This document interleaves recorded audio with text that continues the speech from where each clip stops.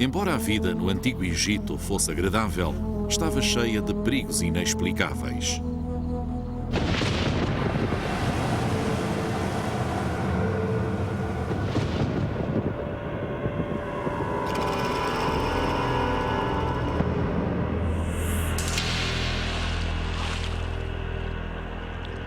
Para compreenderem o seu universo, os egípcios fizeram uma coisa notável.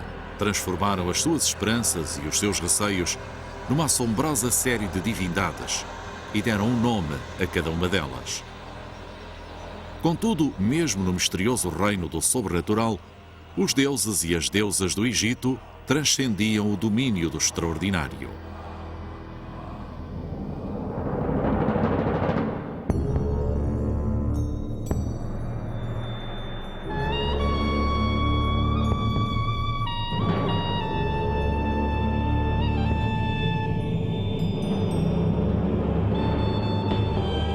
Egito.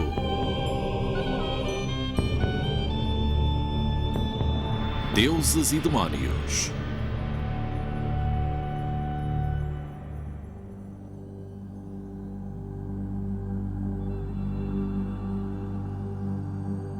No Egito existiam muitos deuses e eram tão complexos e misteriosos como a civilização que os criou.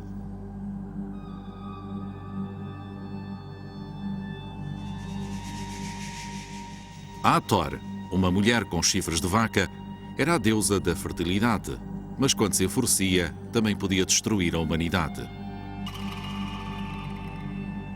Sekhmet, a deusa leoa, simbolizava o calor benéfico do sol, mas também podia infligir graves castigos com os seus raios abrasadores. Selkis, o escorpião, podia dar ou tirar o fôlego vital. O seu ferrão tinha tanto poder sobre a vida como sobre a morte.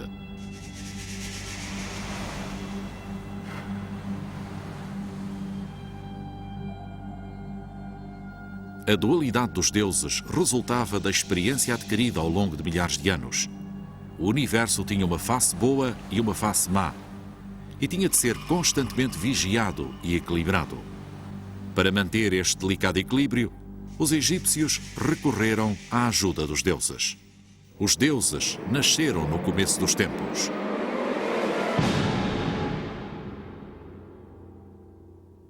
De acordo com a mitologia egípcia, no início não existia nem céu nem terra, nem dia nem noite, nem vida nem morte. Apenas a escuridão e a água primevas.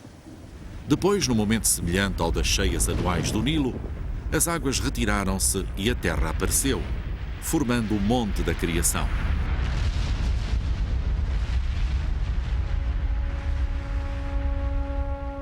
Dele surgiu Ra, o Deus Sol, que com a sua luz radiante iluminou o mundo pela primeira vez.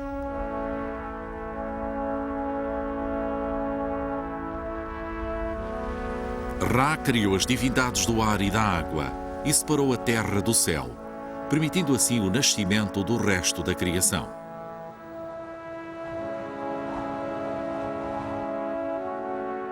Embora existam muitos mitos para explicar a criação, a versão dos egípcios é única. Para eles, a criação não foi um acontecimento isolado, mas sim um processo cíclico de renovação que se repetia diariamente com o nascimento do sol.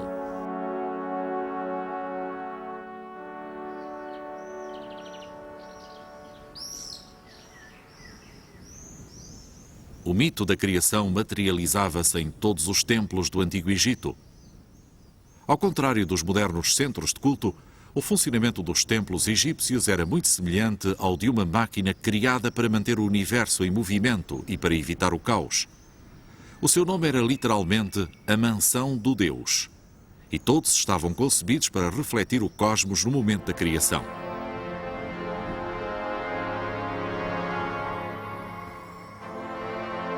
Duas grandes torres, chamadas pilones, ladeavam a entrada.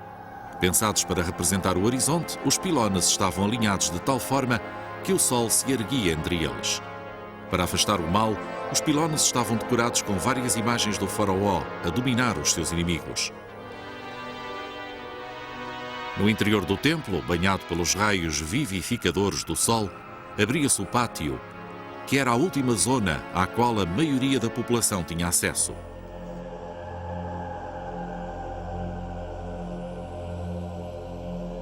A partir daí, uma rampa conduzia a um vestíbulo fracamente iluminado e cheio de colunas com capitéis em forma de papiro e de lótus, que evocavam os pântanos das margens do recém-nascido Monte da Criação. Os seus botões e flores simbolizavam a fertilidade da criação prestes a iniciar-se. Mais à frente ficava o santuário, onde a estátua do Deus era o centro de um ritual sagrado.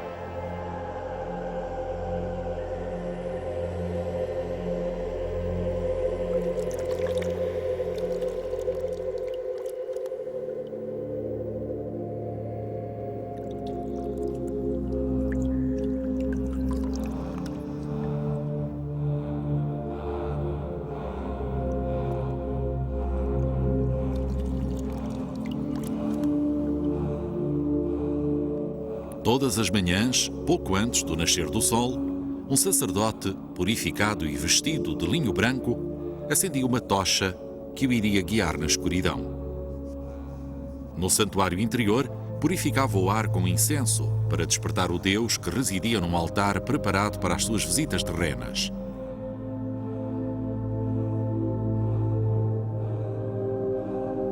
O sacerdote identificava-se com o Deus, exceto se tivesse delegado a sua autoridade em algum eleito. Só o rei, ele próprio um Deus, podia estar na presença da divindade. É o rei que me envia, dizia o sacerdote. Então, abria-se a capela e revelava-se o Deus. Representava-se o momento da criação, tal como havia sido no início dos tempos.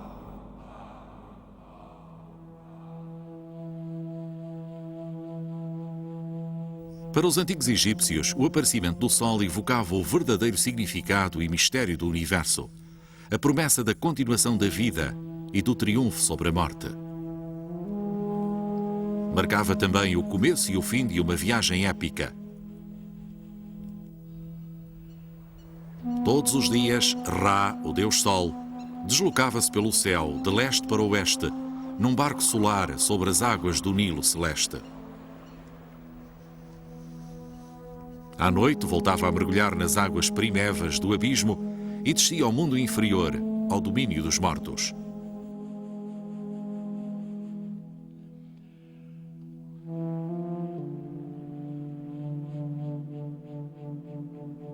Para que Ra renascesse, era preciso que o ciclo se completasse.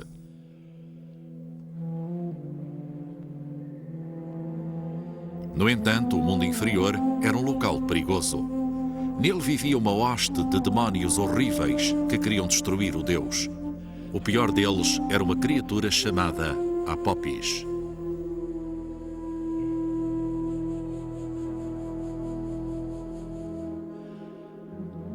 Na câmara sepulcral de um faraó, Vivian Davis, conservador de antiguidades egípcias do Museu Britânico, inspeciona uma inscrição que descreve a parte mais perigosa da viagem.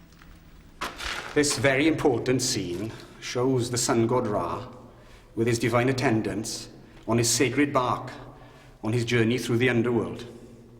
This is a journey fraught with danger as he will meet the powerful forces of evil, darkness and chaos. Most prominent among them, a giant snake, Apepi, who seeks to destroy him.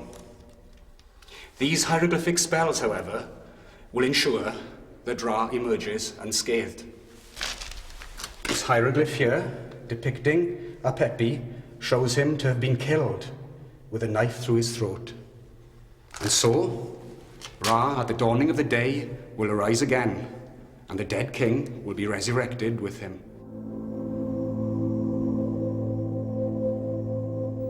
A ressurreição do rei, tal como a renovação do cosmos, era um conceito fundamental para a continuação do mundo, tal como concebiam os egípcios. A luta permanente entre a vida e a morte, e entre a ordem e o caos, devia dominar a atividade cotidiana dos antigos egípcios. Quando precisavam de ajuda, a primeira coisa que faziam era recorrer aos seus deuses. No entanto, não era fácil chegar à residência dos deuses. Como as pessoas não podiam entrar, eram os deuses que tinham que sair.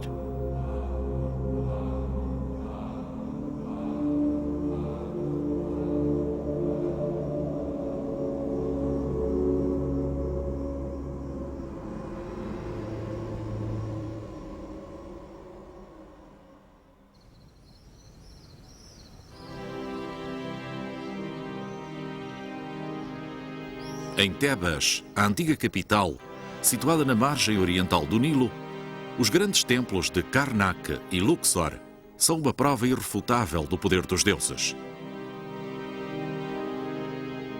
No Antigo Egito, todas as cidades e aldeias possuíam uma divindade local. O deus de Tebas era Amon-Ra. Se uma estirpe de faraós nascia numa cidade, a importância do deus local aumentava. Foi isso que aconteceu com Tebas. No início do Império Novo, em 1550 a.C., Amon-Ra era o rei dos deuses do Egito. A sua estátua de culto ficava no principal templo do Estado, o magnífico templo de Karnak, o maior do mundo.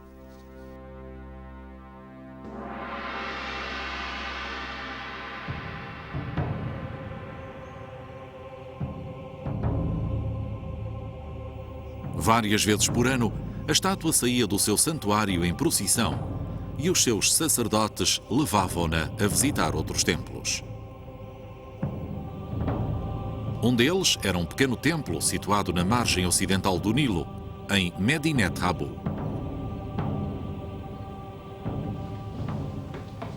Peter Dorman, do Instituto Oriental da Universidade de Chicago, está a copiar uma inscrição comemorativa do encontro entre o faraó e o deus. Este templo era um local muito especial. Os tebanos acreditavam que marcava o local do primeiro monte da criação, onde Amon-Ra e outros deuses primevos viram a luz do dia pela primeira vez. This is one of the sanctuaries where the statue of the god Amun would have been brought at the culmination of the festival procession in order to receive offerings made to the statue by the king himself. And on the wall of this sanctuary, we have an image of exactly the kind of offerings that would be made. Now, the figures on this relief have been hacked up during the medieval period for superstitious reasons. But aside from the hacking, we can see very clearly the figure of the king on the right and the figure of the god Amun on the left, seated on his throne, and between them an enormous pile of offerings consisting of jars of perfumed oils, cuts of meat, different types of loaves of bread, vegetables. Below, a slaughtered carcass of a cow. The king, of course, is the representative of mankind, and by offering the fruits of the earth to the god, enabled the god to reciprocate by offering important things back to the king, such as eternity as kingship, and the years of eternity upon the throne. And in this fashion, the offering would reconfirm the creation of the world for another year.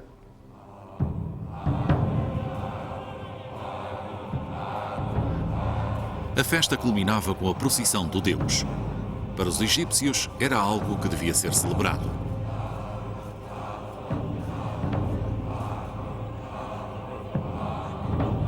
A estátua de Amon-Ra era levada em cima de um barco cerimonial ao longo da Avenida das Esfinges até ao Templo de Luxor.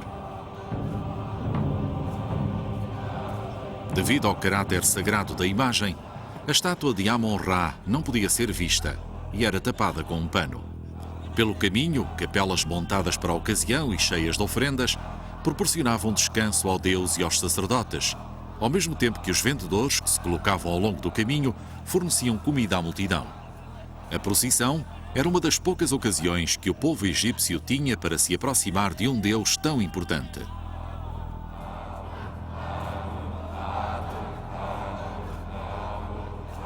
A comunicação realizava-se através de um oráculo. Quando a procissão se aproximava, faziam-se perguntas à frente da estátua e que pudessem ser respondidas com um sim ou com um não. Aquele capataz detestável vai ser despedido? O meu filho irá regressar são e salvo da sua viagem? Devo comprar uma vaca? Um passo à frente significava um sim. Um passo atrás correspondia a um não.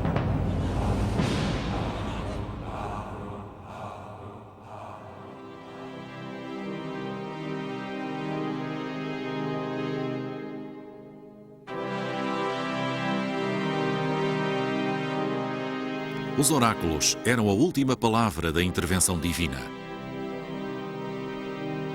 Os reis consultavam-nos acerca das mais importantes questões de governo, a guerra, as expedições ao estrangeiro e, inclusivamente, a sucessão.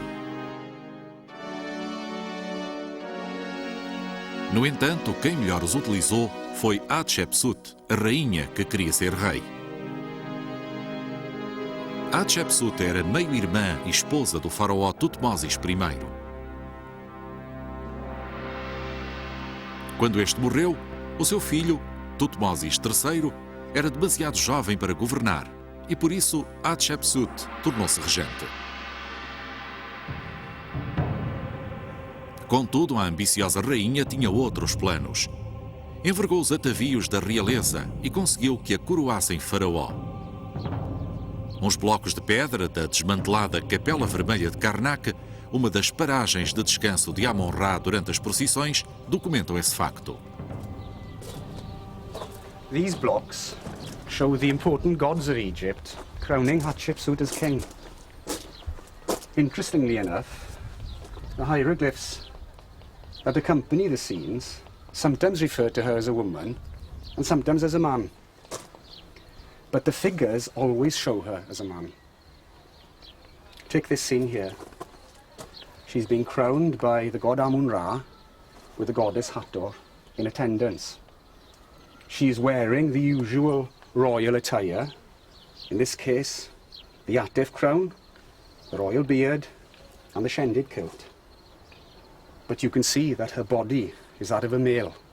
This was very important for her, because the king of Egypt, the ruler of Egypt, always had to be a man.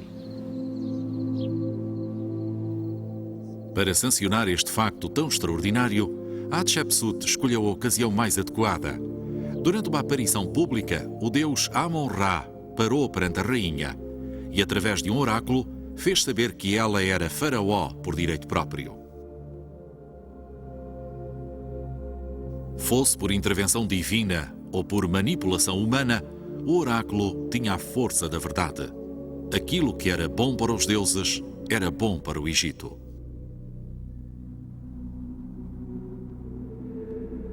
No entanto, na vida cotidiana, as pessoas aproximavam-se mais da fé nos deuses e no seu poder.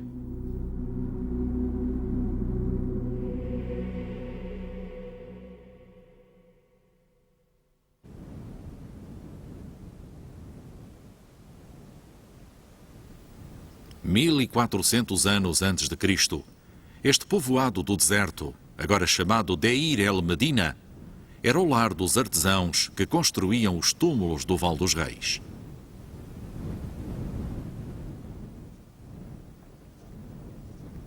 O clima extremamente seco da região permitiu que ainda hoje possamos fazer uma ideia da vida cotidiana dos seus habitantes. Uma vida dominada pelas divindades e pelos demónios, desde o nascimento até à morte, e mesmo no além. A principal ameaça à vida correspondia ao momento do nascimento. Numa época em que 1 em cada 3 egípcios recém-nascidos morria, considerava-se que as mulheres grávidas atraíam os demónios.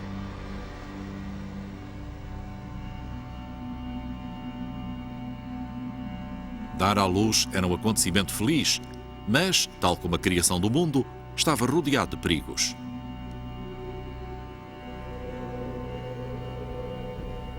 No dia do parto, a futura mãe devia sair de casa para evitar que os demónios ocupassem a residência. Os arqueólogos identificaram em muitas casas aquilo a que poderíamos chamar uma caixa de partos. Construída para proteger e albergar a mãe e o filho, era decorada com um desfile de divindades de aspecto feroz. A deusa Tauaret tinha corpo de hipopótama pranha, cauda de crocodilo e, de um modo geral, empunhava um punhal. Os hipopótamos tinham fama de defender ferozmente as suas crias. O deus Bes era um anão de pernas arqueadas com juba de leão e uma grande língua, com a qual parecia intimidar os seus inimigos. Quando se aproximava o momento do parto, utilizava-se um objeto feito de dente de hipopótamo e enfeitado com figuras de Tauaret, de Bes e de outros poderes defensivos para traçar um círculo protetor em volta da cama e depois em volta do berço do recém-nascido.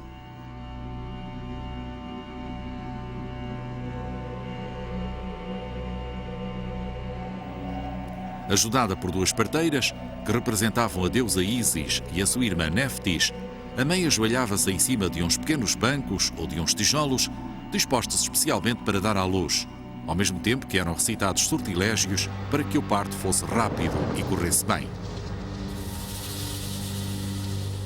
O ritual era presidido por um mago chamado Conhecedor das Coisas.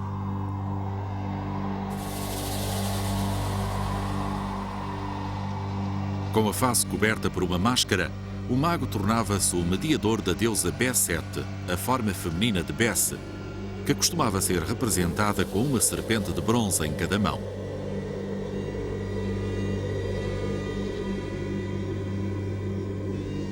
Umas castanholas de marfim afastavam todos os perigos.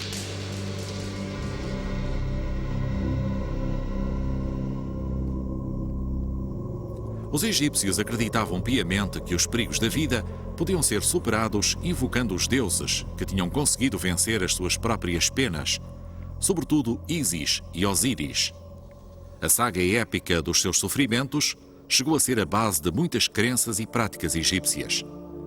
De acordo com o mito da criação, Osíris, o bisneto do criador Ra, herdou o direito a ser rei. No entanto, o seu irmão Set tinha inveja dele e, para chegar ao trono, enganou Osíris, obrigando-o a meter-se num ataúde que depois fechou e deitou ao rio. Ísis, a esposa e irmã de Osíris, foi procurar o marido morto.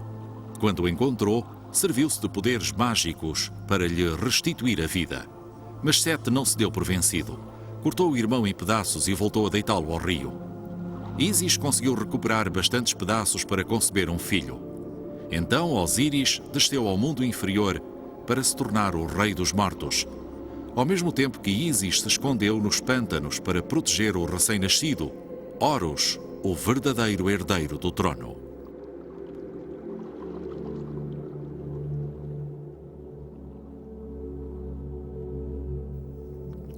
Um dos amuletos mais populares era o Uedjat, o olho de Horus, símbolo universal da cura e da integridade. Representava o olho que Horus havia perdido numa batalha que travou contra o malvado Set, a fim de vingar o assassínio do pai, Osíris.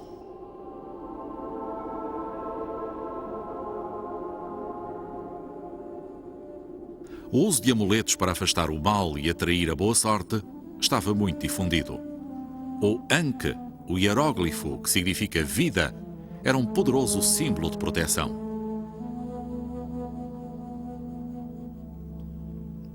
O escaravelho representava o escaravelho-soldado que todos os dias sai da terra como se voltasse a criar-se a si próprio e que, tal como uma imagem simbólica do renascimento, empurra uma bola que faz lembrar a esfera solar que atravessa o céu todos os dias.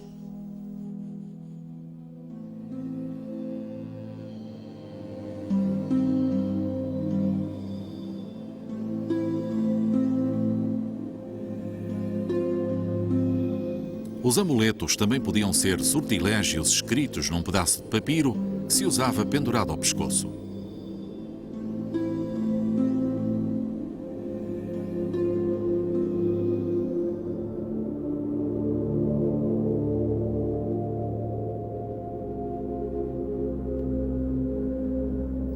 Um amuleto que era usado para curar as dores de cabeça dizia assim: "Vai-te embora, sai a Kek, demónio vindo do céu e da terra, cujos olhos estão na cabeça e cuja língua está nas nádegas. Só comes imundícies. Sei o nome da tua mãe, sei o nome do teu pai. Afasta-te de mim."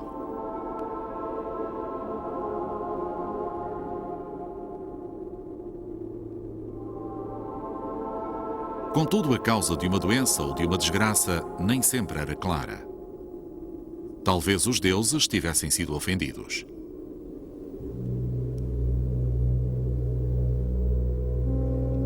Não era por acaso que em todos os lares existiam altares dedicados aos deuses. Os trabalhadores de Deir el-Medina podiam adorar os deuses que escolhessem, e uma das divindades preferidas era a deusa serpente Meret Seger, aquela que ama em silêncio. Para se ter a certeza de que as preces eram escutadas, gravavam-se orelhas nas estelas votivas de pedra.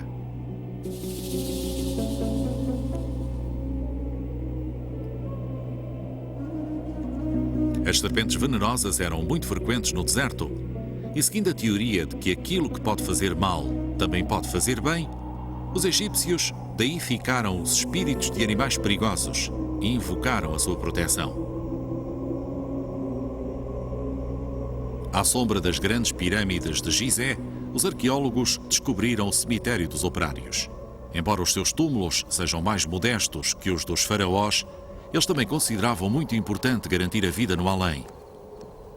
Zahi Hawass, diretor do complexo de Gizé, encontrou num destes túmulos uma maldição deixada por um artesão chamado Peteti. This tomb is for one of the artisans who worked in building the pyramids since 4,600 years ago. As we see, his name was Peti. He built his tomb, what's left over of building the pyramids. He saved maybe a big piece of limestone like that, and he wrote in this big limestone block a very interesting inscription, a cursive inscription. Listen what he's saying here. He said, from the left, listen all of you. I never did anything wrong in my life. This is why the gods likes me. If anyone will disturb my tomb, he will be eaten by the crocodile, the hippo, and the lion. His wife, in the other side, left the same inscription, but she added more hair and the scorpion and the snakes. And this is to show that women, only in the past, take revenge more than men.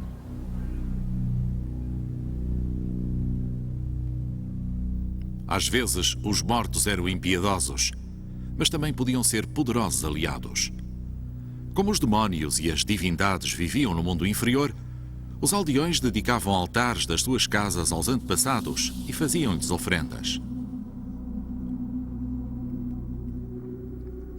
Graças aos seus poderes divinos, os mortos tinham acesso direto aos deuses e podiam intervir a favor da família. Para comunicar com eles, os egípcios escreviam cartas aos mortos, nas quais abordavam todos os assuntos, desde problemas legais até discussões domésticas, não esquecendo os simples cumprimentos. Como tens passado? O Oeste tem-se ocupado de ti convenientemente? Lê-se numa carta. Por favor, se um espírito eficaz, faz com que eu tenha um filho saudável, reza outra. Contudo, nem todos os antepassados estavam dispostos a interceder pelos vivos.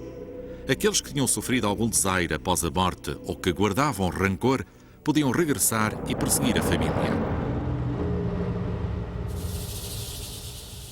Em 1200 a.C., um homem acreditava que a desgraça que sobre ele se abatia podia ser obra da sua falecida esposa e, por isso, escreveu-lhe uma carta na qual lhe recordava que tinha sido um marido atento e fiel e que não tinha culpa de não se encontrar em casa quando ela morreu.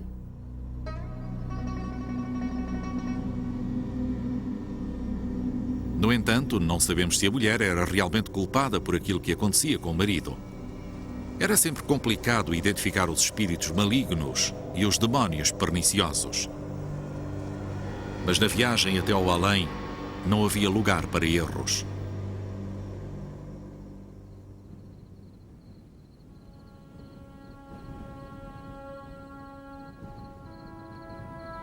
Quando, em 2580 a.C., se construiu a Grande Pirâmide, esta foi considerada um veículo que permitiria ao faraó alcançar a imortalidade. Quéops, era filho do deus solar, Ra, e não havia quaisquer dúvidas de que iria para o paraíso. No entanto, a promessa de uma vida eterna também estava ao alcance das restantes pessoas, embora para isso tivessem que vencer muitos obstáculos.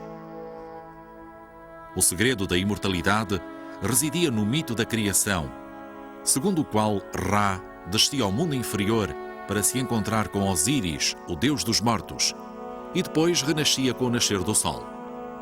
Era uma viagem cheia de complicações, e por isso os egípcios copiaram uma lista de sortilégios chamada o Livro dos Mortos. Na verdade, tratava-se de um guia para o além. Era escrito em papiros ou em pedaços de linho e colocado ao lado do corpo do defunto para o ajudar a reconhecer os habitantes e a paisagem do mundo inferior, de maneira a que pudesse atravessá-lo sem sofrer danos. Neste livro há sortilégios que ajudam o defunto a recordar o seu nome, pois uma alma sem nome deixa de existir. Que ajudam a levar um barco através do rio celestial. Que ajudam a dar as respostas certas no dia do julgamento. Que ajudam a reunir um cadáver à sua alma humana. Para alcançar a felicidade, segundo a versão egípcia do paraíso, o campo de Canas, o morto devia viajar primeiro de oeste para leste, através do mundo inferior, e passar por várias portas. Cada porta era vigiada por um demónio que devorava a alma dos defuntos. Para os desarmar, era necessário conhecer os seus nomes secretos. O espião, o gritador, o sanguessuga, o raivoso com cara de hipopótamo. Mas os falecidos não eram os únicos visitantes do reino dos mortos. À noite, os que dormiam e sonhavam também desciam ao mundo inferior para comungar com os deuses. Acreditava-se que um sonho era uma revelação da verdade, e embora nem sempre fosse claro, o seu simbolismo era uma profecia de algo que tanto podia ser bom como mau. Para o saberem, os egípcios consultavam pessoas que tinham o dom de interpretar os sonhos. Um conhecido escriba de Deir el-Medina, chamado Kenner Kopchef, possuía o seu próprio livro dos sonhos. É o único que se encontrou até agora e contém uma grande quantidade de interpretações.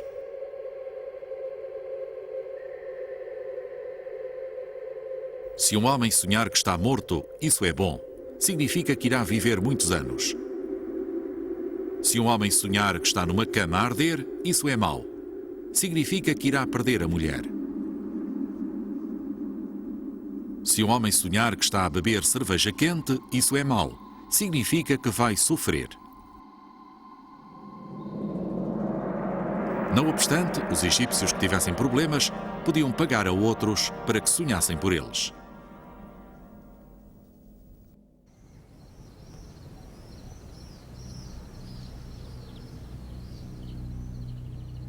Em 300 a.C., os sonhos eram uma indústria e a sua interpretação um bom negócio. Perto das pirâmides de Saqqara, junto da moderna cidade do Cairo, um sacerdote chamado Or escreveu um relato notável da sua atividade. Muito solicitado graças à exatidão das suas interpretações, deixou os seus êxitos assinalados em vários fragmentos de cerâmica, ao todo 65 textos que remontam a 147 a.C. Num deles conta os seus próprios sonhos acerca de um fantasma que lhe apareceu no templo onde trabalhava e acerca do capataz de um grupo de operários. O egiptólogo John Ray, da Universidade de Cambridge, traduziu o texto Or.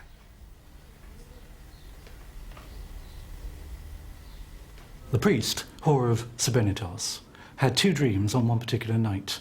One of them was quite humorous, and the other was much more serious. In the first one, he dreamt he was going down the avenue that runs across the site where he worked. And it's a moonlit night, and he's surrounded by tombs, and in the middle of the avenue, he sees a ghost. And the ghost looks at him and says, "Have you brought the food for 60,000 ibises?"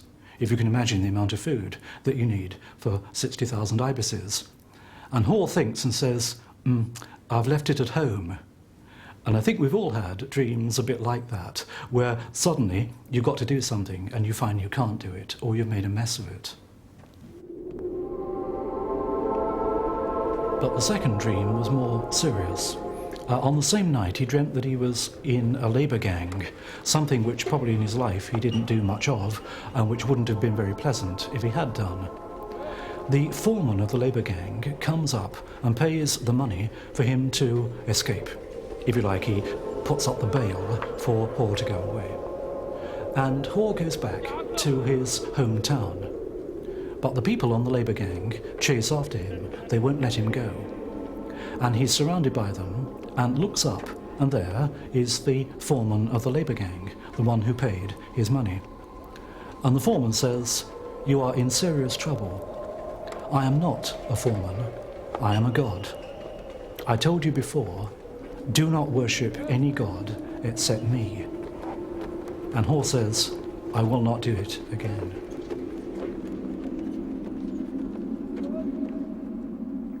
Hor interpretou os sonhos e deduziu que devia ir a Saqqara para se dedicar ao culto do deus com cabeça de Ibis, Thoth. À noite pagavam-lhe para sonhar. De dia, trabalhava como escriba e anotava as atividades do templo. Tempos mais tarde, Hor desempenhou um papel-chave na descoberta de um escândalo que iria abalar o culto.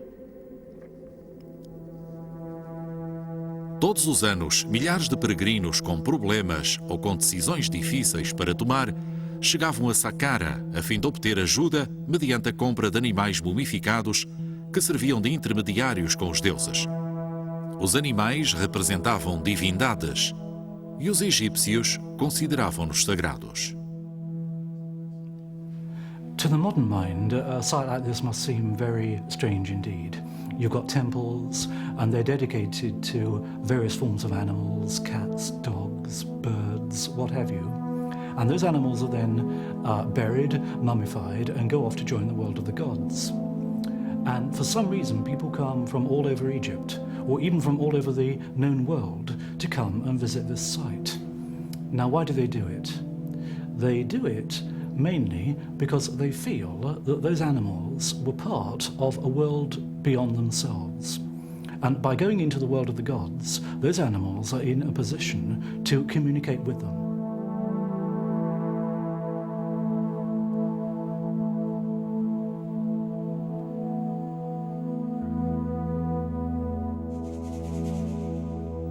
Thoth era o deus do conhecimento e da escrita.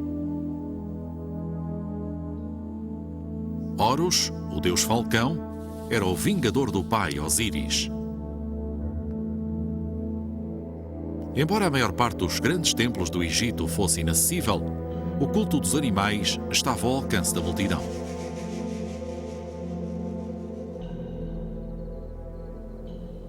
Here you had something much more human, much more personal. Here you had gods who were interested in the world of the little man, who could actually help him to sort out his problems. Now, in the modern world, the nearest example of that would be personal therapy. And if you want to think of the world of those cults at Saqqara as a sort of therapist, then you wouldn't be far off the reality of what was going on.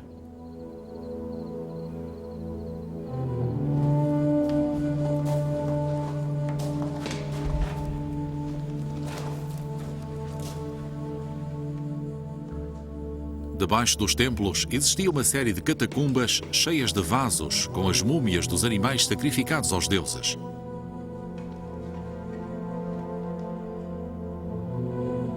Só nas galerias dedicadas ao culto do deus Ibis havia mais de 1,5 milhão.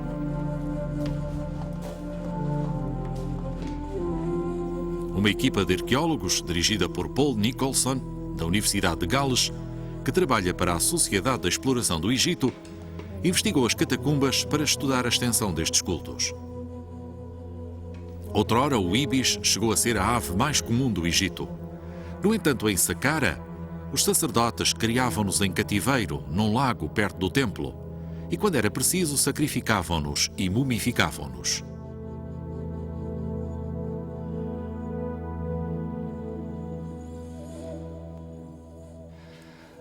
What happened to the dead birds would be that they would be taken from the lake and wrapped in linen bandages, traces of which can still be seen here. And in some cases they may have been eviscerated, in others they may have just been desiccated or dipped into bitumen. Whatever the method, they would then be wrapped in bandages. Inside here will be a bird, something like this. And quite elaborate bandaging could be applied to some of the examples. Occasionally we get little votive appliques showing one of the deities associated with the animal necropolis.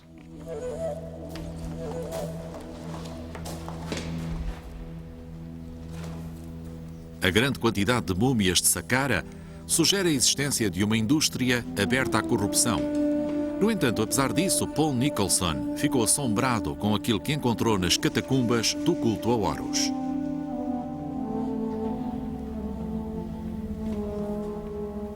We know that roughly the same process went on for the mummification of the hawks. But since birds of prey are much more difficult to breed in captivity than ibis, we often find that rather than the mummy packets containing a genuine hawk or other bird of prey, what we actually have are parts of ibis or sticks or occasionally part of a falcon wrapped to look like the complete mummy of the god. And it's those substitute mummies which often occur in the vessels rather than the genuine item. De acordo com Ora, que narrou o facto, 6 sacerdotes, 3 do culto do falcão e 3 do culto do ibis, foram julgados e condenados por enganarem os peregrinos vendendo-lhes múmias falsas.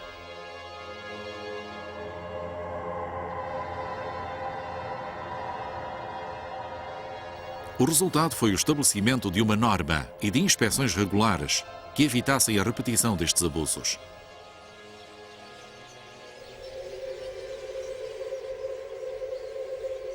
Enquanto em Saqqara eram sacrificados milhões de animais, no resto do país a morte de alguns animais era motivo para luto nacional. Num templo de Mênfis, acreditava-se que um boi chamado Apis era a encarnação de Ptah, o deus criador da cidade e uma das mais importantes divindades do Egito.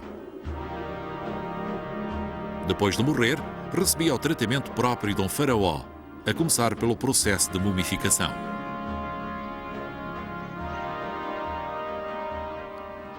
Ao lado do santuário, Michael Jones, do Centro Americano de Investigação do Egito, identificou o local onde foi purificado o corpo embalsamado de um boi Apis.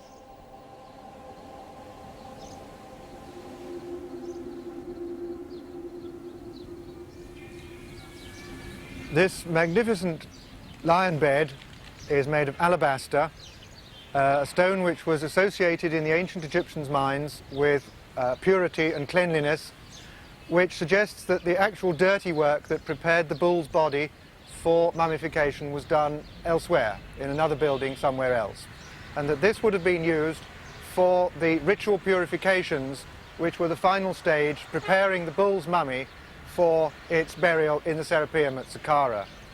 The priests would have brought the completed mummy on a wooden carrying frame, placed it on the top of this lion bed within the riveted surface that you can see on the top, poured libations of water over the mummy, and then those would have been allowed to flow out through this spout at the end of the bed.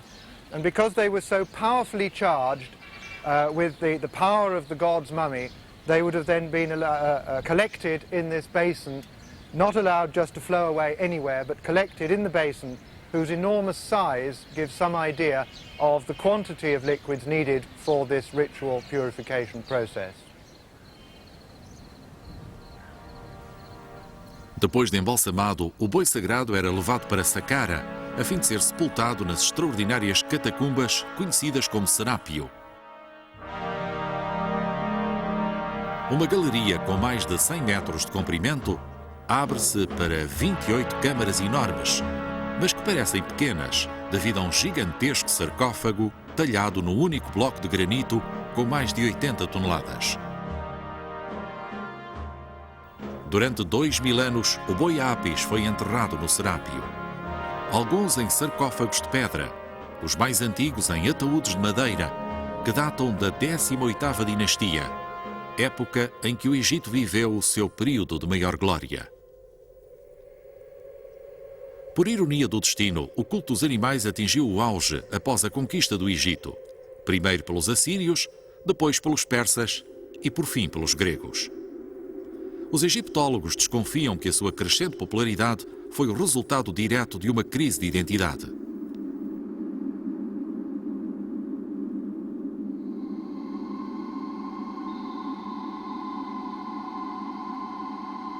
Pela primeira vez na sua longa história, o Egito deixava de ser o centro do universo.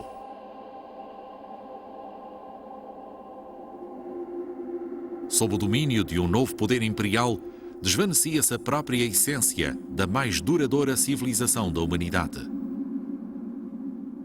No centro da confusão, os egípcios regressaram à única coisa que lhes pertencia realmente, a sua misteriosa religião.